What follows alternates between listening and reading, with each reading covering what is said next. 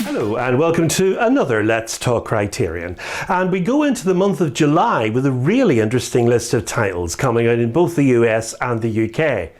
Now we start with Bringing Up Baby, the fast-talking comedy from 1938 starring Cary Grant and Katharine Hepburn. It's directed by the brilliant Howard Hawks. It's also one of the fastest and funniest films ever made, a high-wire active invention that took American screen comedy to new heights. Hoping to procure $1 million endowment from a wealthy society matron for his museum, a hapless paleontologist played by Cary Grant finds himself entangled with the dizzy heiress Katharine Hepburn, and then the manic adventures pile up. A missing dinosaur bone, a leopard on the loose, and plenty of gender-bending mayhem ensues among them.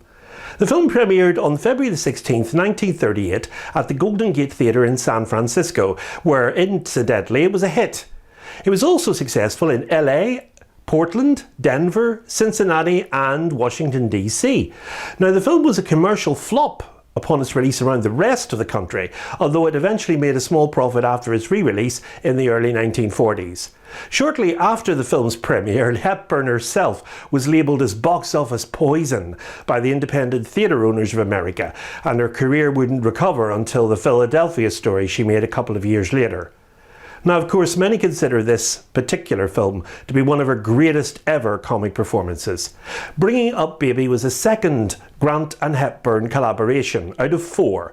Most shooting was done at the Arthur Ranch in San Fernando Valley, and that was used as Aunt Elizabeth's estate for the interior and exterior scenes.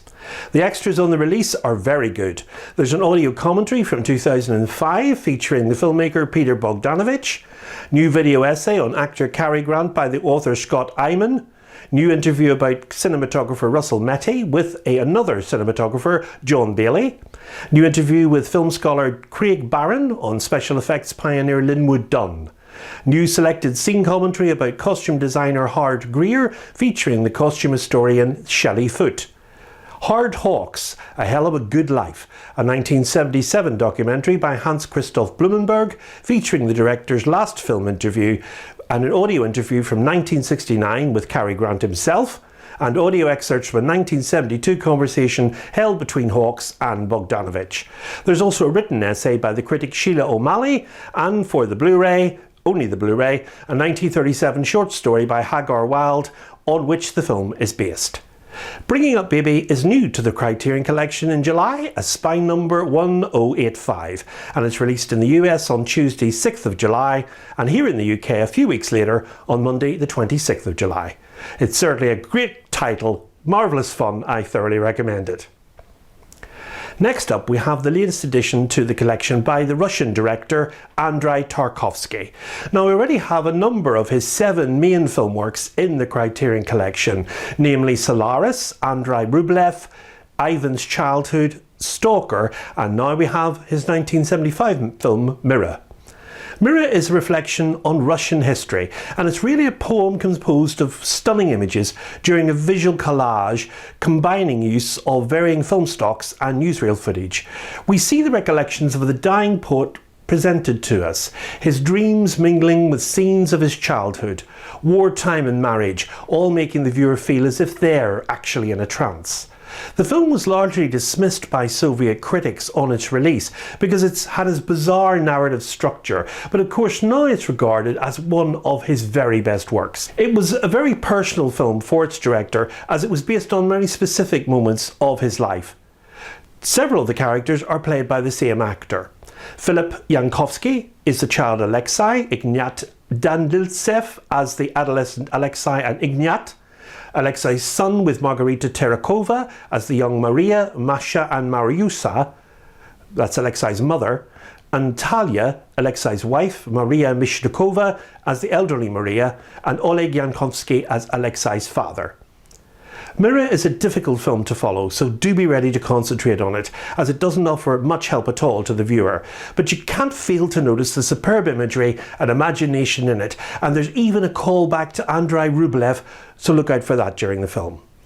Principal photography on Mira began in late July 1973 and ended in March 1974.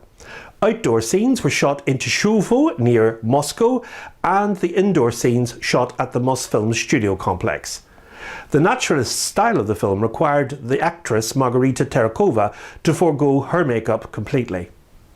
So love it or hate it, Mira is certainly an example of an original filmmaker experimenting and presenting to us something totally unique and intriguing as a result. The special features on the disc consist of Andrei Tarkovsky, A Cinema Prayer, a 2019 documentary about the director by his son Andrei A. Tarkovsky. The Dream in the Mirror, a new documentary by Louise Milne and Sean Martin. A new interview with the composer Eduard Artemyev. Islands, Georgy Rayberg, a 2007 documentary about the cinematographer. It's Spine number 1084, another new title to the collection in July and a worthy addition too. It's released on Tuesday the 6th of July in the US and on Monday July 26th here in the UK. On to our next forthcoming release, and we go forward in time now to 1992 for a modern film by the director and actor Bill Duke called Deep Cover. Now this is a modern film noir with Lawrence Fishburne starring as Russell Stevens, a police officer who goes undercover as John Hull, the partner of a dangerously ambitious cocaine trafficker played by Jeff Goldblum, in order to infiltrate and bring down a powerful Latin American drug ring operating in LA. But the further Stevens descends into this ruthless world of money, violence and power, the more disillusioned he becomes, and the harder it is to make out the line between right and wrong, crime and justice. Now this is Bill Duke's third film as a director, and he combined a taut thriller with a screenplay written by Henry Bean and the Academy Award nominee Michael Tolkien, with great central performances from Fishburne and Goldblum. Also in there we see Charles Martin Smith as DEA agent Jerry Carver. Now this film is also notable for its theme song of the same title, composed by Dr. Dre, and released as his debut solo single, which also features the then newcomer at the time, Snoop Doggy Dogg, also making his studio debut. Deep Cover is an unsung gem of the 90s black cinema explosion that delivers a riveting character study and sleek action thrills alongside a furious moral indictment of America and the devastating failures of the war on drugs. And it's certainly great to see this getting a release on Criterion. The colour palette in the film is superb, and even if you've got a 4K TV, although it's a Blu-ray, it'll look amazing. The special features on this disc are new interview with director Bill Duke, AFI Conservatory Seminar from 2018 featuring Duke and actor Lawrence Fishburne, moderated by the film critic Elvis Mitchell. A new conversation between the film scholars Raquel J. Gates and Michael B. Gillespie about the Deep Cover's place within both the black film boom of the early 90s and the noir genre. A new conversation between the scholar Claudrena N. Harold and the professor, DJ and podcaster Oliver Wang about the film's title track and its importance to the history of hip-hop music. Plus a written essay by Gillespie. The music was integral to the film and of course to the early history of hip-hop itself. Deep Cover gets its US release on Tuesday the 13th of July. Unfortunately a bit earlier than us here in the UK. We get our release a month later on the Monday the 23rd of August. It's certainly on my shopping list. It's Spine number 1086. Next we have Working Girls by director Lizzie Borden. Now it's easy to label this film as cheap sex comedy, but it's much more than that. She takes a look at the rhythms and rituals of society's most stigmatised profession, inspired by the experiences of sex workers. Borden met her subjects while she was making her underground feminist landmark movie, Born in Flames. Working Girls reveals the textures of a day in the life of Molly, played by Louise Smith, a photographer working part-time in a Manhattan brothel, as she juggles with a steady stream of clients and balances her nurturing relationships with her co-workers with the demands of an ambitious madame.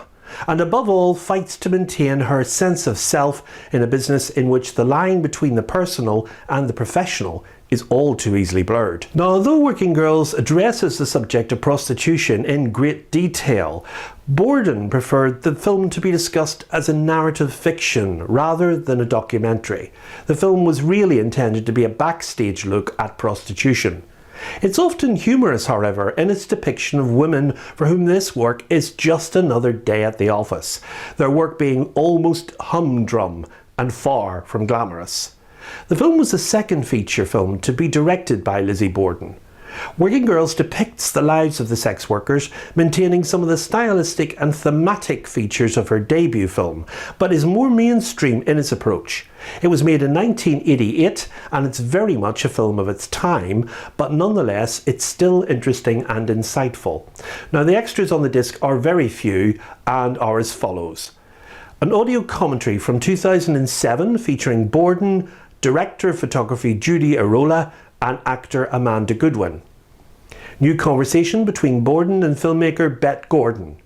New conversation with Goodwin, actor Louise Smith, producer Andy Gladstone, and the AD Vicky Funari.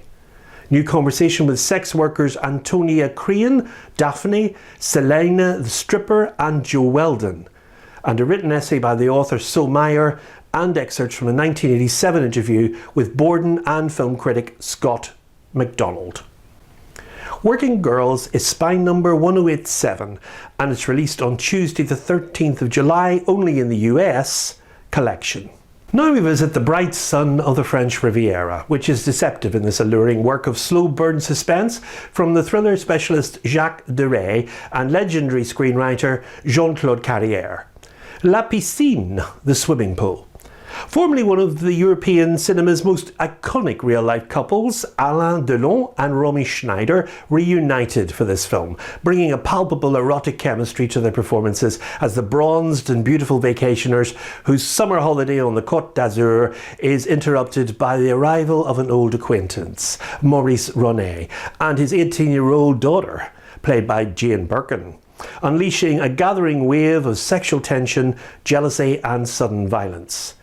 Both French and English language versions of the film were made, with the actors filmed speaking English for the international release, which was very unusual at the time when movies were usually either dubbed or subtitled.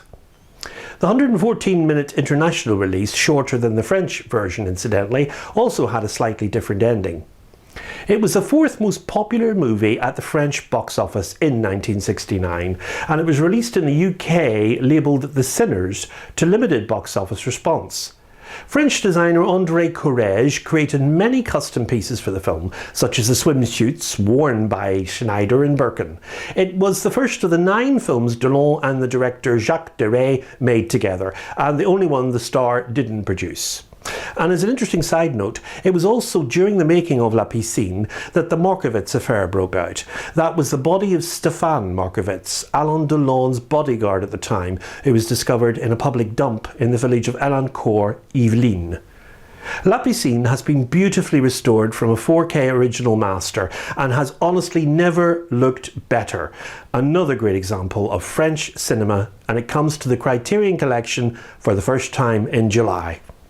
So let's go to the features on the disc, and it's a packed release. The Swimming Pool, First Love Never Dies, the English language version of the film I mentioned earlier. 50 Years Later, a 2019 documentary by Agnès Vincent Deray, featuring actors Alain Delon and Jane Birkin, screenwriter Jean-Claude Carrière and novelist Jean-Emmanuel Conny. New interview with scholar Nick Rhys-Roberts on the film's cinematic and aesthetic legacy. Archival footage featuring Delon, Birkin, actors Romy Schneider and Maurice Ronet, and the director Jacques Deray.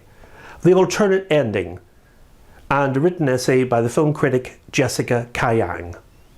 La Piscine is spine number 1088 and featured in the US collection from Tuesday the 20th of July.